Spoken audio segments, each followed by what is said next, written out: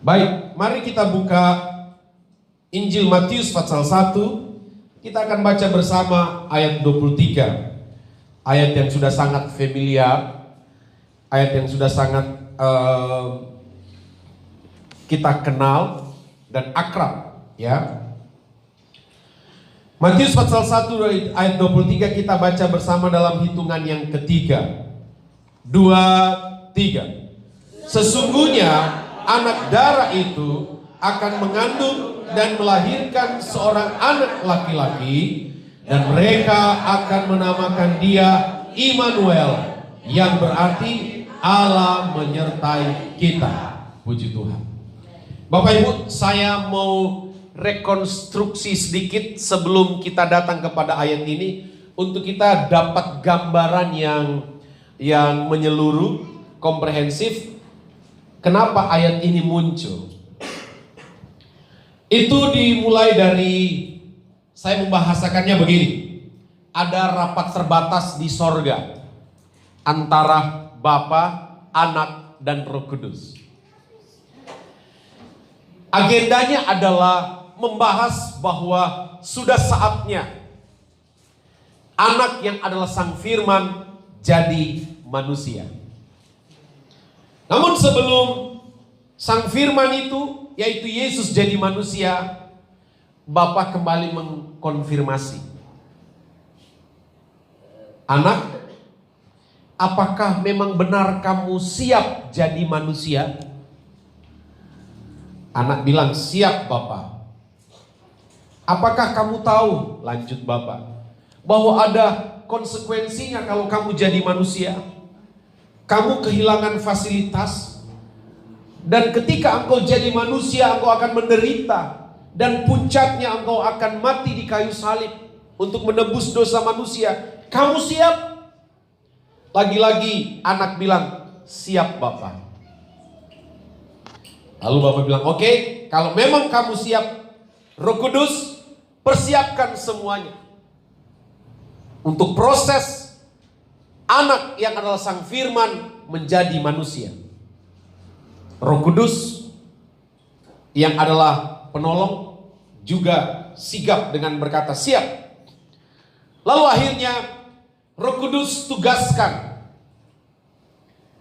salah satu malaikat, dalam hal ini Gabriel, bilang begini, malaikat Gabriel, kamu pergi ke bumi,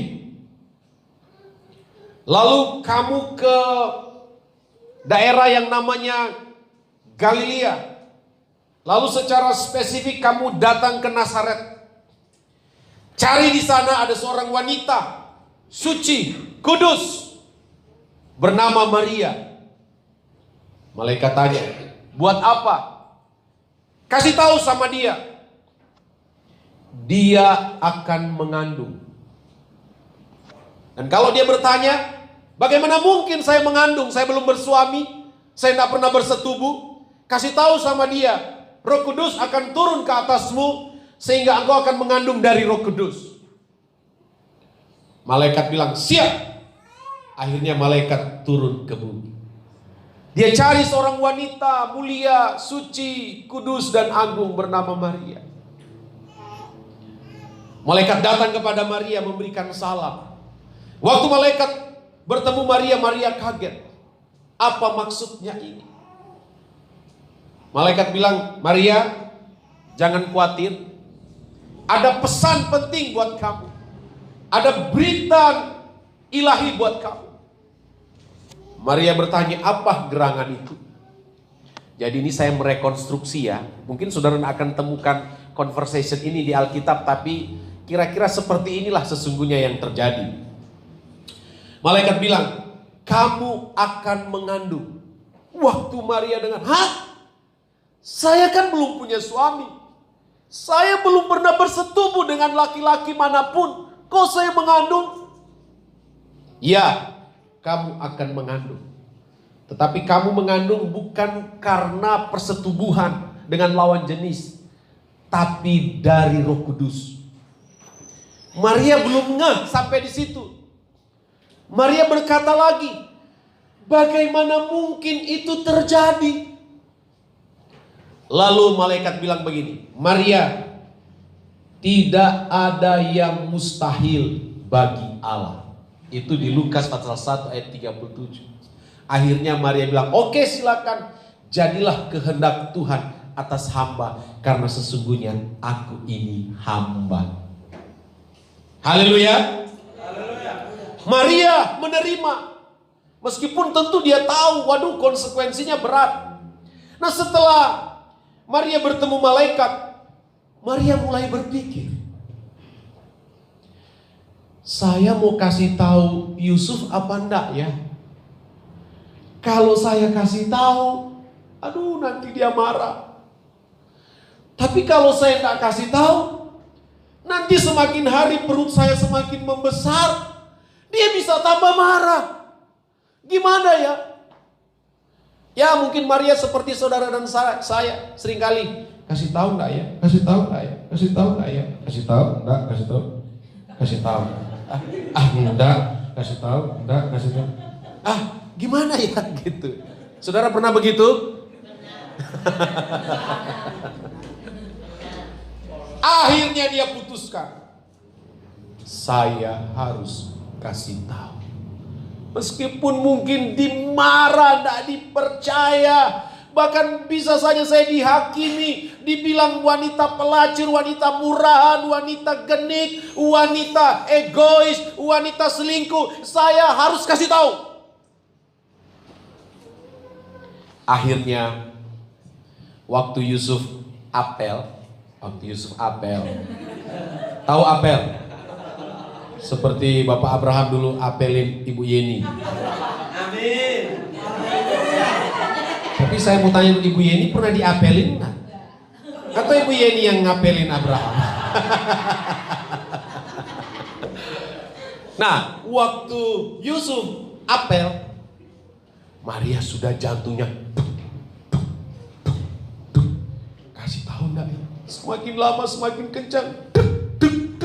Maria tahan tapi tidak bisa tahan. Tapi tetap. Akhirnya Maria kasih tahu. Mas Yusuf, kalau orang Jawa.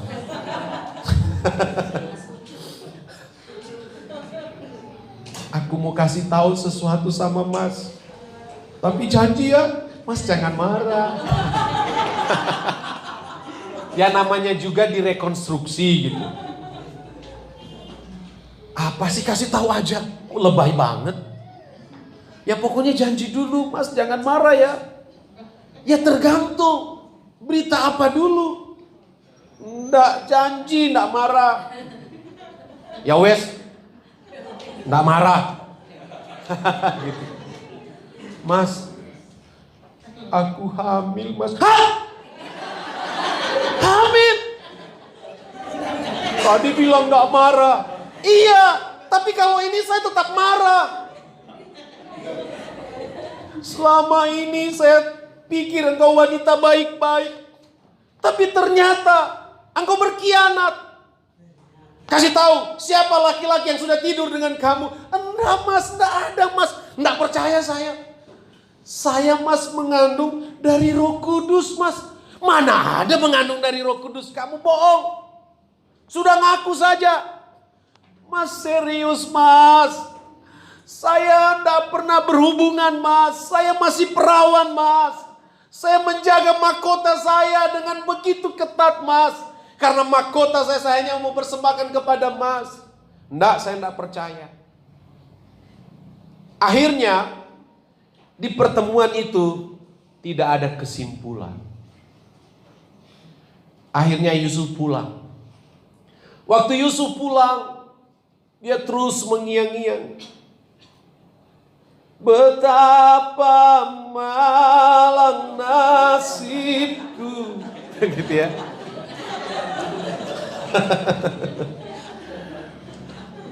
Dia pikir, dia sungguh-sungguh dengan tulus mengasihi Maria. Dan dia juga berpikir Maria seperti itu. Tapi kok sekarang didapati Maria hamil. Sampai di rumah dia masih terus merenung. Dia masih berpikir siapa laki-laki yang sudah tidur dengan pacar saya Maria. kok bisa Maria berbohong sama saya? Dia belum percaya kan? Dia terus berpikir dan terus berpikir. Akhirnya dia kecapean. Apa saudara? Kecapean. Dan akhirnya dia tidur. Tidur di dalam kegalauan. Nah, dalam tidurnya datang malaikat.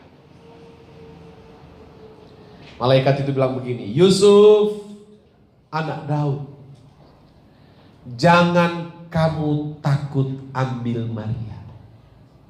Dia memang sekarang sedang mengandung, tapi bukan karena tidur dengan laki-laki. Dia mengandung karena dari Roh Kudus. Dan anak yang sedang ada di dalam kandungannya, kalau dia lahir, kasih nama Yesus. Karena dialah yang akan menyelamatkan bangsa ini. Dan ini adalah penggenapan dari nubuat Nabi Yesaya dalam Yesaya pasal 7 ayat 14. Bahwa seorang anak darah, seorang anak perawan akan mengandung dan melahirkan seorang anak. Dan anak itu diberi nama Immanuel, yang artinya Allah beserta kita. Setelah itu Yusuf terbangun dan Alkitab bilang Yusuf melakukan seperti yang diperintahkan oleh malaikat. Jadi malaikat bilang jangan putuskan itu Maria. Karena awalnya Yusuf sudah mau berpikir putus sudah. Untuk apa lagi hubungan ini dilanjutkan? Saya sudah dikhianati, saya sudah diiris-iris. Dia sudah berpikir putus. Tapi karena malaikat bilang jangan. Dan dalam konteks itu Yusuf taat. Yusuf apa? Taat. Sehingga Yusuf tetap menjalin hubungan pacaran dengan Maria. Kira-kira begitu kronologisnya muncul ayat ini. Saya baca lagi ayat 23. Coba saudara lihat lagi ayat 23. Sesungguhnya, coba bilang sesungguhnya. Saya seringkali ingatkan, kalau kita menemukan ada kata sesungguhnya di dalam Alkitab, itu berarti tidak hanya sekedar penting, tapi penting. Tentu semua kata, kalimat, kisah di dalam Alkitab semuanya penting. Tapi kalau ada kata sesungguhnya, berarti itu ada penekanan bahwa yang mau disampaikan ini sangat penting. Coba bilang sangat penting. Sesungguhnya anak darah itu, anak darah berarti anak perawan. Jadi saudara perawan, ya, anak darah itu akan mengandung dan melahirkan seorang anak laki-laki dan mereka akan menamakan dia Immanuel. Mereka akan menamakan dia Immanuel, yang berarti Allah menyertai kita. Tepuk tangan dulu buat Tuhan. Kita akan coba fokus kepada kata Immanuel. Immanuel itu dari bahasa Ibrani sesungguhnya, yang terdiri dari 3 suku kata. Yang pertama Im, yang kedua Nu, yang ketiga El. Im itu artinya jamak. Jamak itu berarti lebih dari satu. Lembaga Alkitab Indonesia menerjemahkannya dengan kata kita. Im artinya kita. Yang kedua Nu. Nu ini bisa berarti menyertai, tapi bisa juga berarti bersama. Tapi Nu ini juga bisa berarti di dalam. Dan El tentu artinya Tuhan. Jadi Immanuel dari perspektif etimologi, dari perspektif pengertian kata, Immanuel itu bisa berarti Allah menyertai kita, bisa juga berarti Allah bersama kita, dan juga bisa berarti Allah di dalam kita. Jadi Natal adalah bagaimana Immanuel itu terjadi. Bahwa Allah bersama kita, Allah menyertai kita, dan Allah ada di dalam kita. Dan Alkitab berkata bersama dengan Allah kita akan melakukan perkara besar. Bersama dengan Allah kita, siapakah lawan kita? Artinya Immanuel itu berarti kita tidak boleh takut dalam hidup ini. Amin. Karena ada Allah yang menyertai kita. Ada Allah yang bersama kita. Ada Allah yang di dalam kita. Mau takut apa kita? Ada Tuhan bersama kita. Amin. Saya pernah bersaksi, tapi saya saksikan lagi karena saya baru disegarkan lagi dengan cerita itu. Beberapa waktu yang lalu, saya dan istri saya ada di halaman di depan sini. Tiba-tiba lewat seorang bapak naik sepeda motor. Dia dari barat, dari barat ke timur. Dia lewat, dia sempat noleh, tapi dia terus. Nah mungkin pas di tanjakan sini, dia balik lagi. Dia balik terus masuk. Waktu dia masuk, dia seperti orang kebingungan, orang yang ketakutan, tapi di sisi lain seperti orang yang takjub gitu. Mukanya begini. Terus istri saya tanya, "Pak, ada apa, Pak?" Dia bilang begini, "Tadi saya lewat di sini. Saya melihat di sini ada cahaya terang. Terus ada orang pakai jubah putih memanggil saya. Makanya saya balik terus saya mampir." Terus dia lihat istri saya. Dia bilang begini, "Loh, ibu kok ada tanda salib?" Di mana katanya? Di ini apa namanya? Di jidat ibu kok ada salib? Lalu dia bilang begini, "Bu, emangnya ini apa, Bu?" Lalu istri saya bilang begini, "Pak, ini gereja, Pak. Kita tiap minggu ada ibadah." "Oh gitu ya?" "Bu, saya Balian." Dia mengaku dia Balian. "Bu, saya boleh enggak berguru di sini?"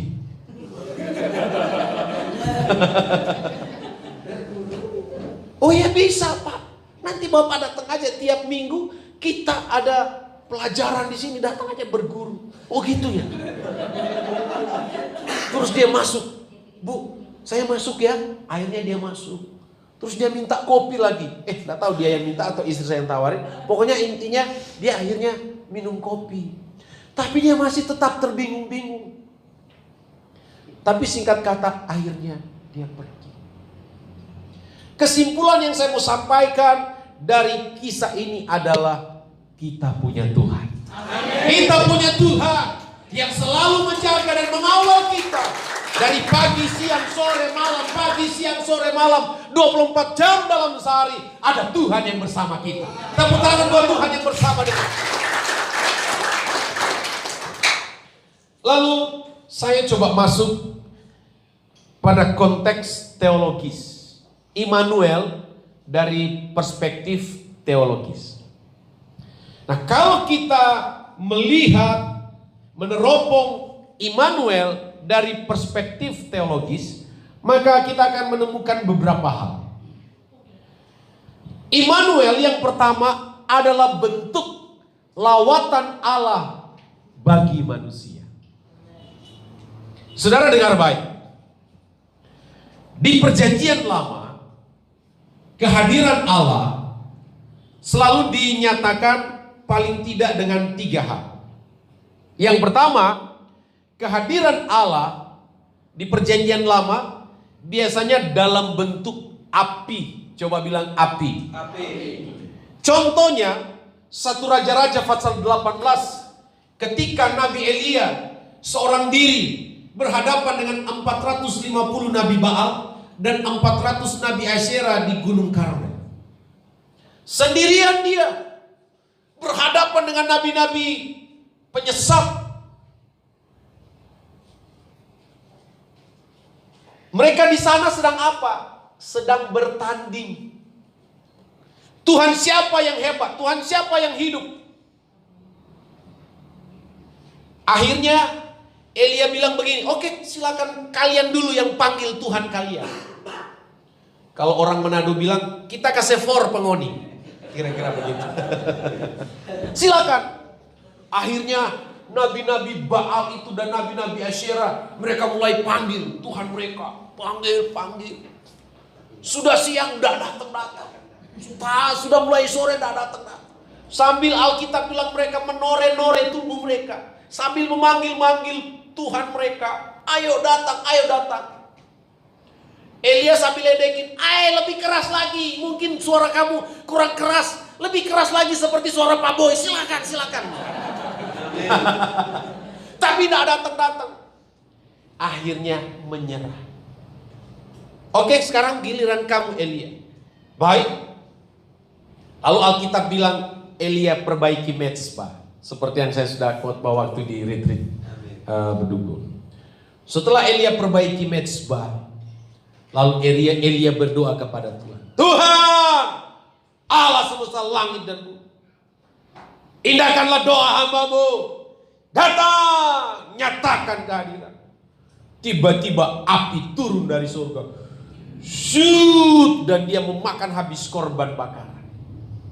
Dan akhirnya Elia menang dan Elia tumpas semua nabi-nabi Baal dan Asyera itu. Jadi di perjanjian lama, bentuk kehadiran Tuhan konkretnya dalam bentuk api. Yang kedua, kehadiran Tuhan dalam bentuk tabut perjanjian. Bilang tabut perjanjian. Tabut perjanjian itu adalah perkakas yang paling suci, yang kalau di dalam tabernakel dia ada di ruang paling dalam. Karena kalau kita belajar kemah Musa atau tabernakel, ada halaman, ada ruang di halaman itu, ada 2 perkakas di situ, mezbah bakaran dan kolam pembasuhan. Lalu masuk ke ruang kudus atau ruang suci, di situ ada 3 perkakas, ya, mezbah roti, kaki dian, dan mezbah dupa. Lalu setelah itu masuk lagi ke ruang namanya Maha Kudus, ruang grafirat, di mana di sana ada Shekinah glory, kemuliaan Allah. Nah, di ruang Maha Kudus itu cuma 1 perkakas. Saya ulangi, di ruang halaman, di halaman ada berapa perkakas? 2. Apa saja? Kolam pembasuhan dan mezbah bakaran. Ya. Masuk ke ruang suci ada 3. Meja roti, kaki dia, dan mezbah dupa. Masuk ke ruang Maha Kudus cuma ada 1. Tabut perjanjian. Itu semacam kotak seperti ini, yang di dalamnya ada paling tidak 3 komponen di dalam tabut perjanjian itu. Tongkat Harun. Tongkat itu artinya kayu yang sudah mati, namanya juga tongkat, kayu mati, tapi bertunas. Bayangkan saudara, kayu yang sudah mati namanya juga kayu. Katakanlah misalnya ini kayu saudara, ini kan mati, tiba-tiba keluar tunas. Itulah hebatnya Tuhan saya dan saudara. Tuhan bisa melakukan apa saja. Tidak ada alasan untuk kita berkata, wah usaha saya mati, masa depan saya mati. Tuhan bisa buat bertunas lagi. Ada harapan baru. Tepuk tangan buat Tuhan. Lalu di tabut perjanjian itu, selain ada tongkat Harun yang bertunas, ada mana sorgawi. Mana sorgawi itu adalah roti yang turun dari sorga setiap pagi ketika bangsa Israel ada di padang gurun. Dan yang ketiga ada loh batu yang berisi hukum-hukum Tuhan yang Tuhan tulis dengan jarinya sendiri.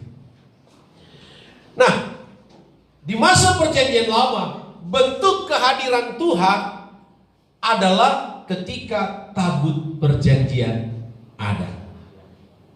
Dan biasanya kalau ada tabut perjanjian, kalau dalam peperangan, bangsa Israel pasti menang. Tapi kalau tidak ada tabut, bisa-bisa kalah. Lalu pernah diceritakan tabut perjanjian Tuhan yang adalah bentuk kehadiran Tuhan pernah 3 bulan disimpan di rumah Obed-Edom. Coba bilang Obed-Edom.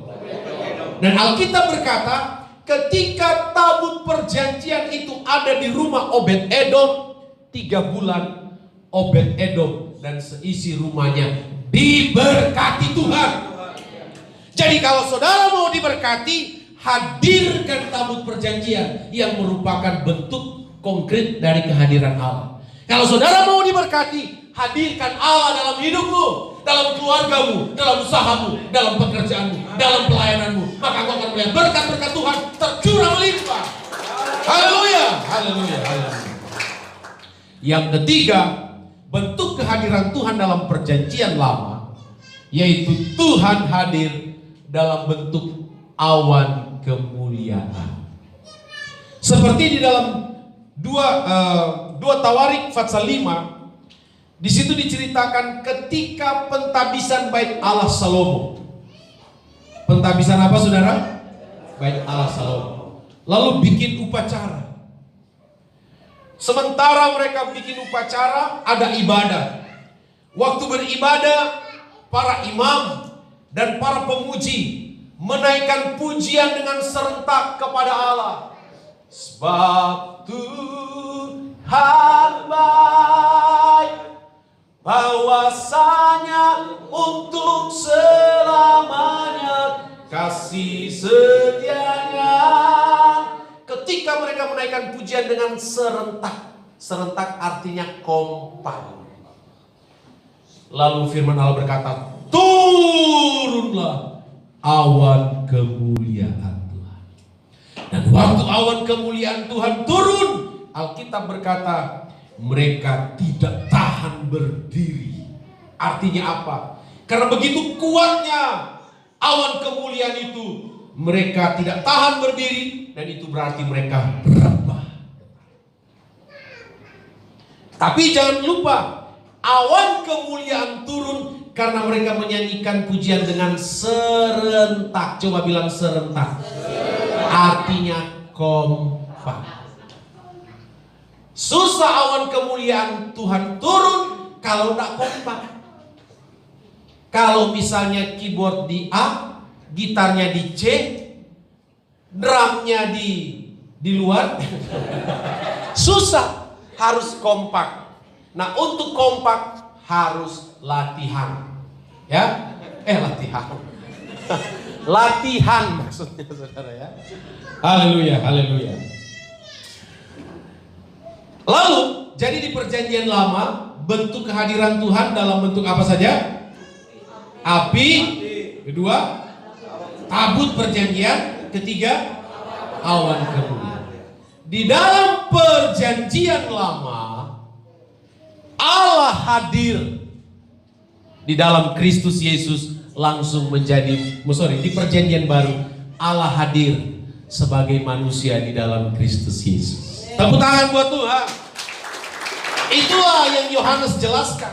Injil Yohanes pasal 1 ayat 1 berkata begini, pada mulanya adalah firman, firman itu bersama-sama dengan Allah, dan firman itu adalah Allah.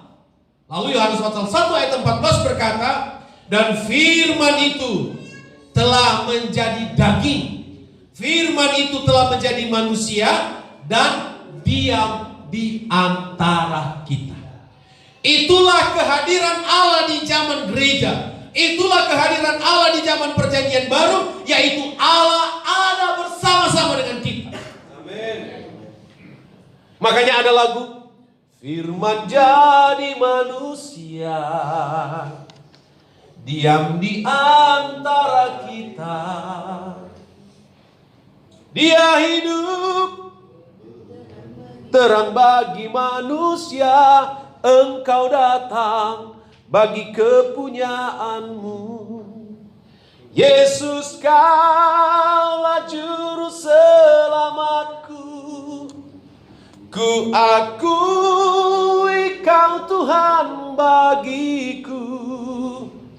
Kau terang bagi saat gelapku. Kau pintu bagi setiap jalan. Nggak ada yang rekam ya. Haleluya, haleluya, haleluya. Jadi saudara, Immanuel adalah bentuk lawatan Allah bagi manusia di dalam Kristus Yesus. Tepuk tangan buat Tuhan. Yang kedua, Immanuel itu dalam perspektif teologis adalah bentuk kerinduan Allah untuk dekat dengan manusia. Kita semua tahu Allah ciptakan manusia dengan begitu luar biasa, sebagaimana Kejadian 1:26. Baiklah, kita menciptakan manusia serupa dan segambar dengan kita. Begitu istimewanya manusia, begitu spesialnya manusia. Manusia diciptakan serupa dan segambar dengan Allah. Dan salah satu tujuan Allah menciptakan manusia serupa dan segambar dengan Allah, supaya ada persekutuan antara manusia dengan Allah. Bilang, ada persekutuan. Ada persekutuan. Inilah salah satu dari banyak hal. Inilah salah satu yang membedakan manusia dengan hewan. Sepinter-pinternya hewan, secerdas-cerdasnya binatang, tidak ada fellowship, tidak ada persekutuan dengan Allah. Semahal-mahalnya hewan apapun itu, hewan itu tidak punya persekutuan dengan Allah. Dan karena tidak punya persekutuan dengan Allah, ya tentu tidak pernah terputus hubungannya dengan Allah. Tapi manusia diciptakan segambar dan serupa dengan Allah, dengan tujuan dan harapan supaya manusia membangun hubungan dengan Allah. Dan memang seperti itulah manusia di Eden, punya hubungan yang begitu intim dengan Allah. Sampai-sampai bunyi langkah kaki Tuhan saja mereka tahu Tuhan ada. Begitu akrab, begitu dekat, begitu intim. Tapi sayang 1000 sayang, dosa membuat hubungan manusia dengan Allah terputus. Bahkan bukan hanya saja terputus, tapi manusia menjadi rivalnya Allah. Manusia menjadi musuhnya Allah. Semenjak itu manusia terpisah jauh dari Allah. Meskipun sebagaimana Yesaya 59 ayat 2 berkata, tangan Tuhan tidak kurang panjang untuk menjangkau, dan telinganya tidak kurang panjang untuk mendengar doamu. Tetapi yang menjadi pemisah antara kamu dengan Allah adalah segala dosa dan kejahatan. Manusia sudah terusir dari Eden. Bahkan ketika Adam dan Hawa diusir dari Eden, Tuhan kasih keruk supaya mereka tidak kembali lagi. Manusia terpisah, manusia terbuang. Tapi untung puji Tuhan, Immanuel adalah bagaimana Allah datang membangun kembali tali silaturahmi. Immanuel adalah Allah datang untuk rindu bersekutu lagi dengan saya dan saudara. Mari bilang amin. Amin. Itulah makna Immanuel. Allah datang karena Dia rindu mau bersekutu dengan kita. Dia rindu dekat dengan kita. Dan saya berharap kerinduan Tuhan untuk mau bersekutu dengan kita, kita respon dengan kita juga rindu bersekutu dengan Tuhan. Jangan sampai Tuhan kecewa. Tuhan sudah jadi manusia karena Dia rindu mau bersekutu dengan kita, tapi kita sendiri tidak mau. Kita cuek, kita acuh tak acuh. Kita terlalu egois dengan kesenangan-kesenangan kita, dan kita mengabaikan persekutuan dengan Tuhan. Maka Natal adalah bagaimana kita membangun kembali hubungan yang intim dengan Tuhan. Yang setuju tepuk tangan buat Tuhan. Yang ketiga, Immanuel adalah bentuk kepedulian Allah terhadap keterbatasan manusia. Immanuel artinya Allah menyertai kita. Kenapa? Dengar baik. Allah tahu kita manusia banyak keterbatasan. Kita manusia banyak kekurangan. Allah tahu kita manusia banyak kelemahan. Itu sebabnya Dia datang untuk menyertai kita. Amen. Karena kalau kita tidak disertai oleh Tuhan, saya tidak tahu lagi apa jadinya. Mate ya mungkin. Tapi untuk puji Tuhan, Allah kita tahu bahwa kita banyak kekurangan, banyak keterbatasan. Kita tidak mampu menghidupi kekristenan dengan baik kalau kita tidak disertai oleh Allah. Itu sebabnya Immanuel adalah bentuk kepedulian Allah. Karena Dia tahu kita banyak kekurangan, banyak kelemahan. Itu sebabnya Dia datang untuk menyertai kita. Tujuannya apa? Supaya bersama Tuhan kita cakap menanggung segala perkara. Bersama Tuhan kita dapat melakukan banyak hal. Bersama dengan Tuhan kita bisa berhasil menjaga iman kita. Amin. Itulah yang Rasul Paulus katakan. Di dalam Filipi pasal 4 ayat 13. Segala perkara dapat kutanggung di dalam Dia yang memberi kekuatan kepada. Artinya apa? Paulus sadar kalau tidak Immanuel, kalau Tuhan tidak menyertai, susah Paulus memaksimal dalam pelayanan. Bahkan Paulus tidak bisa berbuat apa-apa. Tapi dengan adanya Tuhan, kita sanggup melakukan segala sesuatu. Katakan amin. Haleluya, haleluya. Jadi saudara, Immanuel itu adalah Allah menyertai kita supaya kita dapat melewati badai. Kita dapat melewati setiap pergumulan hidup, tantangan hidup. Sekarang saya tidak mau dengar lagi ada di antara kita berkata, Pak, sudah tidak kuat, Pak. Baik.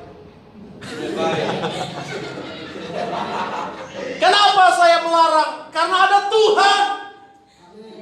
Yang lain lagi kalau tidak ada Immanuel, ya silakan kamu nangis-nangis di sana.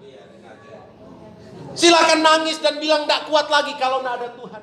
Tapi masalahnya ada Tuhan. Amin. Halo, ada Tuhan yang menyertai kita. Amin.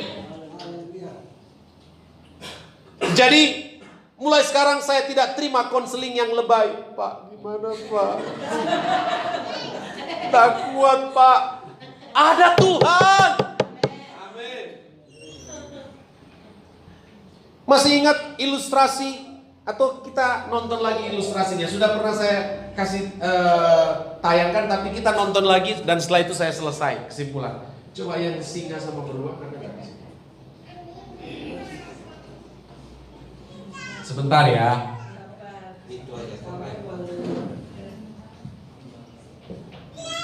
Setelah video ini saya simpulkan 2-3 menit terus kita selesai. Ini terakhir.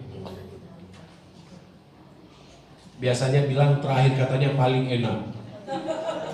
Suatu ditanya, kamu paling suka gembalamu khotbah apa? Saya paling suka kalau gembala saya khotbah tentang berkat. Oh gitu. Kalau kamu, saya paling suka kalau gembala saya khotbah tentang dosa. Oh saya senang itu. Oh gitu. Kalau kamu, saya paling senang kalau gembala saya khotbah tentang pemulihan. Waduh saya antusias. Oh gitu. Terus kamu yang keempat, kamu apa yang kamu suka? Saya paling suka kalau gembala saya bilang ini poin yang terakhir. Itu saya paling suka.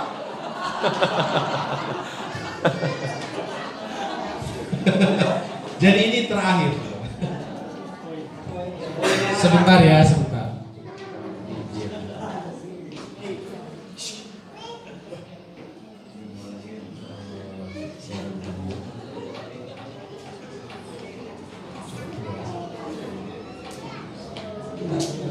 Sudah 3 menit ini Bapak Gembala. Sebentar Bapak. Saya bilang sabar.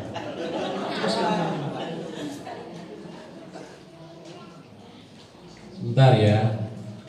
Amin.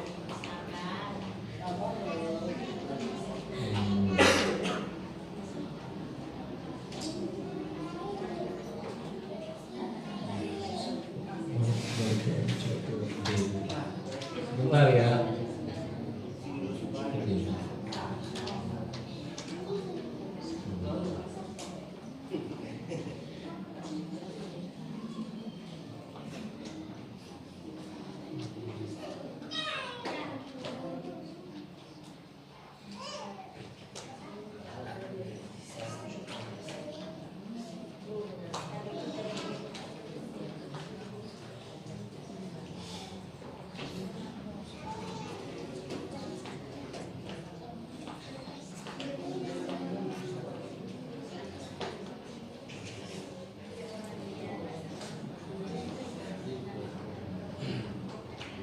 Ya, nggak ketemu. Jadi ceritanya begini Bapak Ibu. Ada anak beruang, dia lagi main-main. Terus tiba-tiba datang singa. Singa lihat, itu ada anak beruang lagi main-main. Ini makanan lezat. Singanya langsung gitu ya. Akhirnya singa kejar. Waktu anak beruang sadar bahwa dia sedang dikejar oleh singa, dia lari ketakutan. Ketakutan begitu. Lalu dia terus dikejar, semakin mendekat singanya itu.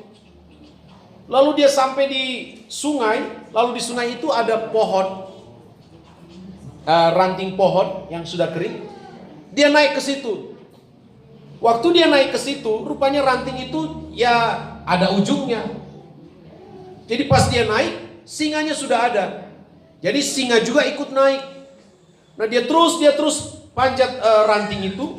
Pas dia di ujung ranting itu patah. Nah waktu dia patah, anak beruang itu jatuh ke sungai, dibawa oleh arus sungai. Akhirnya singa itu turun lagi, lalu dia pergi jaga di depan sana. Kebetulan di depan sana ada batu-batu yang dia bisa jaga beruang itu. Akhirnya dia sampai di situ, dia jaga, dan itu beruang sedang dibawa arus ke arah dia.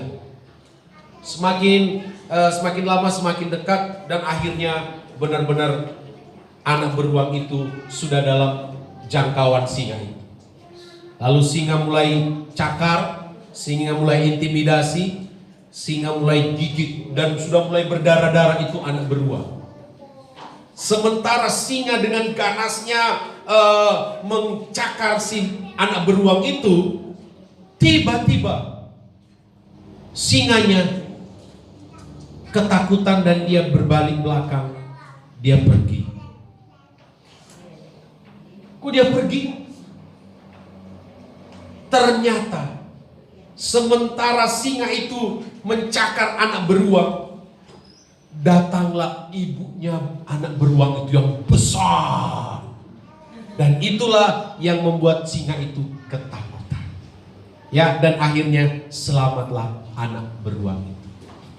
Nah, waktu singa itu kabur, anak beruang pikir, wah mungkin teriakannya sehingga singa itu takut. Wah dia senang. Wah. Dia gak sadar ternyata ada ibunya di belakang. Karena ibunya si singa itu takut. Nah hidup kita seperti anak beruang. Kalau saya analogikan hidup kita seperti anak beruang, dan singa itu seperti setan. Setiap saat setan mengincar kita, mencelakakan kita, sebagaimana Yohanes 10 ayat 10. Pencuri datang hanya untuk mencuri, membunuh, dan membinasakan. Tapi ibu dari induk beruang itu gambaran dari Tuhan. Ada Tuhan yang bersama dengan kita. Setan tidak takut sama kita, tapi setan takut dengan Tuhan yang ada di dalam kita. Tepuk tangan buat Tuhan. Tetapi pelajaran lainnya adalah jangan jauh-jauh dari Tuhan. Kalau saudara mau tetap aman, teruslah dekat dengan Tuhan. Ini dia. Kasih suara di sini.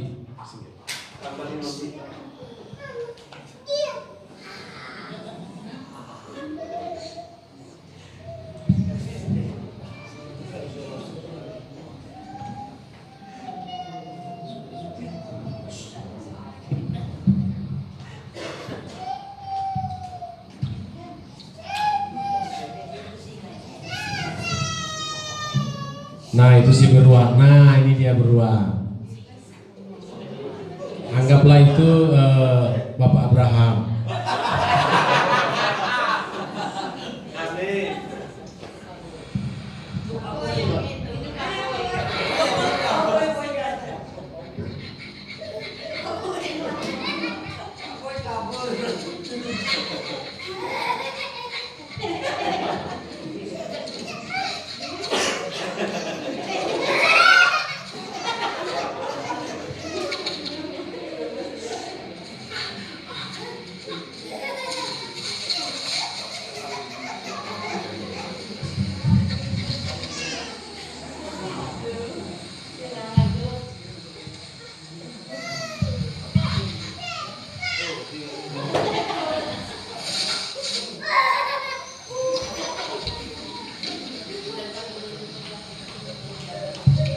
Ya, ini mungkin seperti kita sudah tidak ada jalan lagi,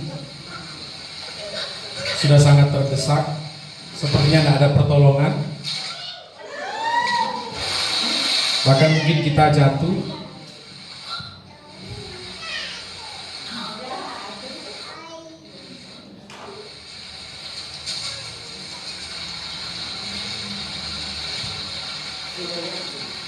Kita mungkin terbawa arus,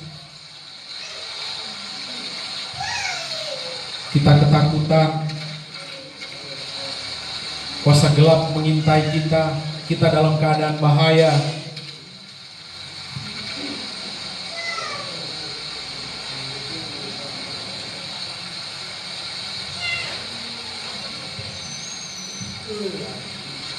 Ada kuasa gelap mengintai kita dengan tatapannya yang ingin menjatuhkan kita.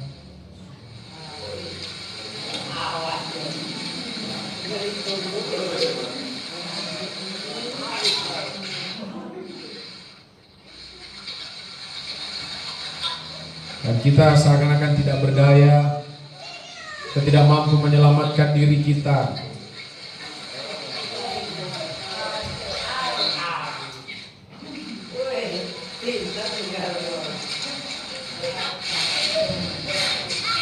Nah, akhirnya kena deh.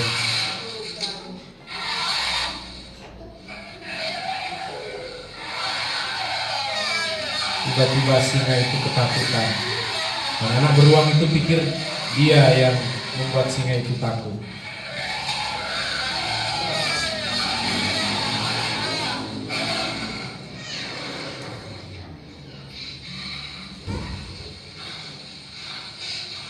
Ada induknya datang menolong dia. Percayalah, ada Tuhan yang selalu datang menolong kita. Jadi jangan takut, ada Allah Immanuel menyertai kita. Amin. Tapi kita juga jangan jauh-jauh dari Tuhan. Terus ada di dekatnya Tuhan, melekat kepada Tuhan. Tuhan Yesus memberkati. Haleluya, haleluya. Kita bangkit berdiri.